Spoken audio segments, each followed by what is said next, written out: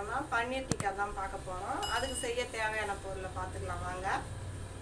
பன்னீர் 10 piece எடுத்து வச்சிருக்கிறேன்.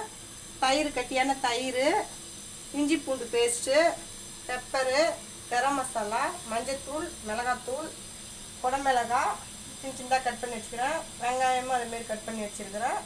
உப்பு தேவையான அளவு. இப்போ எப்படி செய்யறதுன்னு பார்த்துக்கலாம். இப்போ தயிர் வந்து ஒரு ஸ்பூன் அளவு தயிர் எடுத்துக்கிறேன். கட்டி தயிர். டீஸ்பூன் மஞ்சத்தூள் போட்டுக்கிறேன். அடுத்து மிளகாத்தூள் போட்டுக்கலாம். தனி மிளகாத்தூள் ஒரு ஸ்பூன் போட்டுக்கிறேன். கரம் மசாலா அரை ஸ்பூன் போட்டுக்கிறேன். இஞ்சி பூண்டு பேஸ்ட் வந்து 2 ஸ்பூன் போட்டுக்கிறேன். உப்பு வந்து நம்ம பன்னீர் எடுக்கிறதுக்கு தேவையான அளவு போட்டுக்கலாம். உப்பு போட்டுக்கிறேன். இப்போ வந்து நல்லா மிக்ஸ் பண்ணிக்கலாம்.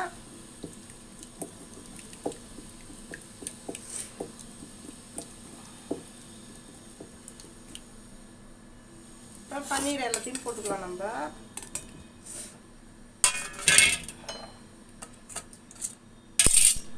எல்லாத்தையும்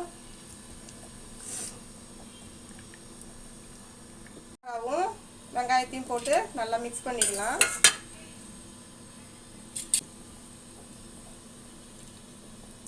பெப்பர் ஒரு அரை ஸ்பூன் போட்டுக்கிறேன். இதையும் சேர்த்து நல்லா மிக்ஸ் பண்ணி விட்டுக்குங்க. இது ஒரு 10 எல்லாம் ரெடி பண்ணி வச்சு 10 நிமிஷம் ஊறட்டும். அப்புறமா உடன் ஸ்டிக்கில் வச்சு நம்ம வந்து ஃப்ரை பண்ணிக்கலாம். இதை எல்லாம் 10 நிமிஷம் ஊறிடுச்சு பாருங்க. இப்போ ஃபஸ்ட்டு வெங்காயம் எடுத்துக்கலாம். வெங்காயத்தை எடுத்து நடு சென்டரில் இப்படி குத்தி விட்டுக்கலாம் பொறுமையாக. இப்போ வந்து குடமிளகாவை வந்து குத்திக்கலாம். இப்போ பன்னீர் ஒன்று எடுத்து குத்திக்கலாம்.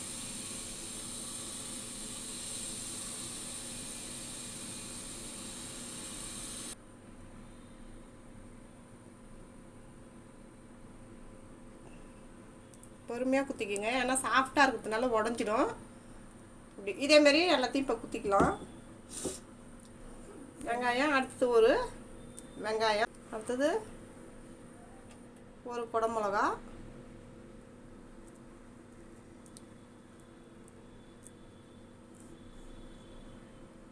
அடுத்தது பன்னீர்.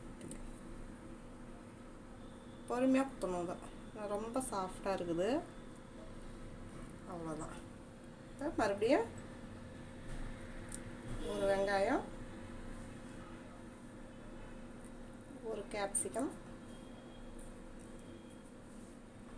அவ்வளோதான். இதேமாரி இன்னும் எல்லாத்தையும் குத்திக்கலாம். ஒரு ஸ்பூனுக்கு வெண்ணெயை போட்டுடுறேன். வெண்ணெயை போட்டு நல்லா அப்படி இது பண்ணி விட்டுக்குங்க. நல்லா இந்தமாரி எல்லா இடத்துலையும் படுற மாதிரி மிக்ஸ் பண்ணி விட்டுக்குங்க. இப்போ ரெடி பண்ண ஸ்டிக்கை இதில் வச்சிடலாம்.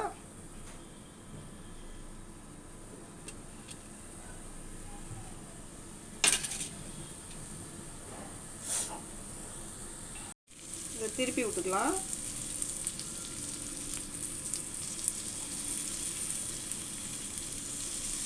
நல்லா திருப்பி திருப்பி விட்டுக்கலாம். 4 பக்கமும் ஒவ்வொரு பக்கமாக திருப்பி இப்படி வச்சுக்கலாம்.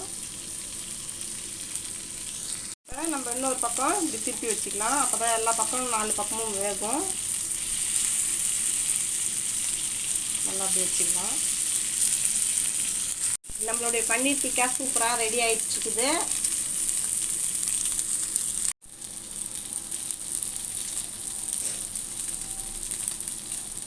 அவ்வளோதான், சூப்பராக ரெடி ஆகிடுச்சு. இங்கே பாருங்கள்.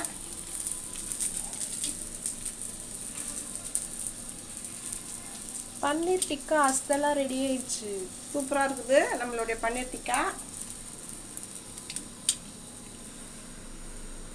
இதையும் செஞ்சுக்கலாம்.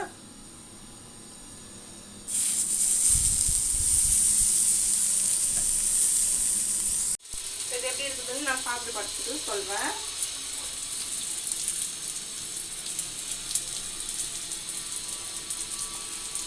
நல்லா சாஃப்டாக இருக்குது.